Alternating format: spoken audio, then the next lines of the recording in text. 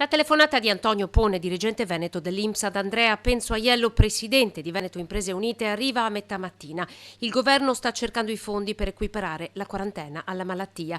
Una notizia attesa non soltanto dai lavoratori ma anche dai tanti titolari di attività che avevano avvertito e dei danni che la circolare INPS, datata 6 agosto, avrebbe potuto provocare. Il dipendente a cui veniva privata il corrispettivo per la malattia, quindi 600 euro in media in busta paga, o a cui addirittura potevano essere richiesti per i primi 6 mesi del 2021 indietro le somme già elargite, poi veniva a batter cassa dalle imprese, dagli imprenditori. Noi ovviamente non siamo in condizione in questo momento di far fronte a più di quello che è dovuto e quindi si rischiava di generare vertenze o comunque di incrinare un rapporto che deve essere un rapporto di fiducia per poter lavorare assieme. Aiello, tra i primi, con l'Associazione Veneto Imprese Unite, a cercare di fare i conti in tasca al dietrofront del governo sui fondi previdenziali, aveva calcolato un ammanco a lavoratore di almeno 600 euro in busta paga per il 2021. Credo che ci possa essere una risposta favorevole se tutto il governo sarà d'accordo, ha dichiarato il ministro Orlando dal palco della Festa dell'Unità a Bologna.